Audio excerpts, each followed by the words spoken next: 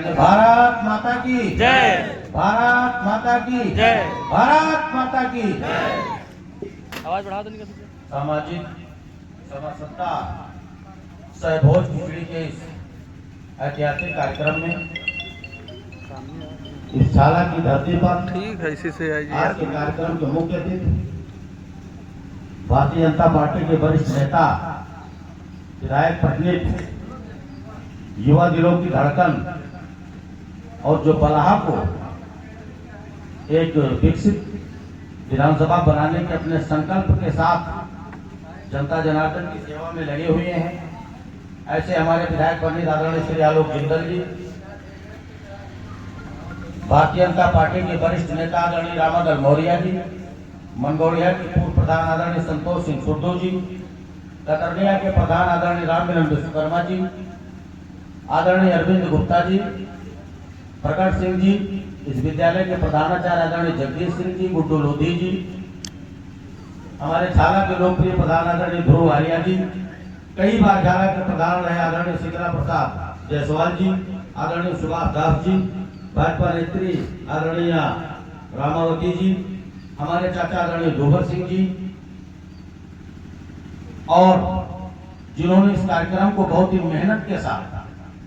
बहुत ही सजगता से घर घर जाकर लोगों को सूचना दे करके, और कई दिन से, चूंकि ऐसे कार्यक्रम करने में बहुत ही मेहनत लगती है, जिन्होंने बहुत ही मेहनत से इस कार्यक्रम को सजाया है, संवारा है, और इतने लोगों का एकत्रीकरण करके एक जगह हम लोगों को एकत्रित करने का, एक साथ में भोजन करने का जिन्होंने मौका दिया है, ऐसे हमारे छोटे भाई आदरणीय श्री लोकुश मौर्य जी, जेपी मौर्य जी व उनकी पूरी टीम, इस विद्यालय में जो भी बच्चे हैं उनको भी बहुत बहुत धन्यवाद, और यहाँ पर उपस्थित छाला के, पिटराहा के, कतरनिया के, मंगौड़िया के, अड़गोड़वा के, उर्रा के, जितने भी ग्राम सभा के हमारे सम्मानित साथी उपस्थित हैं, मैं भैया की तरफ से, अपनी तरफ से, पूरे मंच की तरफ से आज के शुभ अवसर पर उन सबका हार्दिक अभिनंदन करता हूं, स्वागत करता हूं। नाम तो लगभग मैं सभी लोगों को जानता हूं, सभी लोगों के नाम गिनाना संभव नहीं है। मैं पूरे मंच की तरफ से आप सभी लोगों का तहे दिल से इस्तेमाल करता हूं। आज का जो कार्यक्रम है, बहुत कम समय में बहुत महत्वपूर्ण बात मैं कहना चाहता हूं। आज का जो कार्यक्रम है, खिचड़ी सहभोज कार्यक्रम है। देश आजादी से पहले जो सामंतवादी ताकतें हुआ करती थी, जो नहीं चाहती थी कि इस देश में लोकतंत्र स्थापित हो और छोटे से छोटे लोगों का राज हो, ऐसे लोगों ने खासतौर से हिंदू समाज को जातियों में विभक्त करके और हमको कमजोर करने का एक प्रयास किया। आज खासतौर से हिंदू समाज के जगने का, उनके उत्थान होने का समय आया है।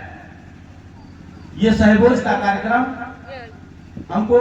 एकता दिखाने का समय प्रदर्शित करता है। जिस तरह से हम लोग जब गंगा स्नान को जाते हैं, तो गंगा स्नान में हम ये नहीं देखते कि इसमें ठाकुर साहब स्नान कर रहे हैं, पंडित जी स्नान कर रहे हैं, निषाद जी स्नान कर रहे हैं, या कोई दलित भाई स्नान कर रहा है।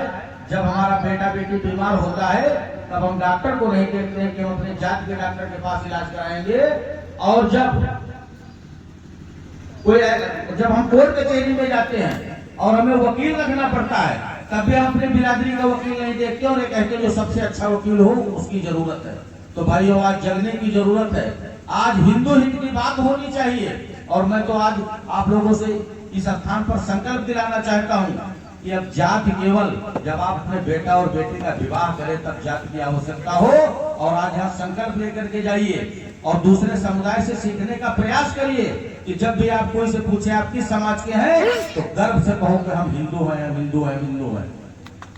क्योंकि आज से सैकड़ों वर्ष पहले इस देश के महामनीषी ने, स्वामी विवेकानंद ने अमेरिका की धरती पर, भारत का एक ऐसा मनीषी जो अमेरिका की धरती पर जाकर के उसने कहा था,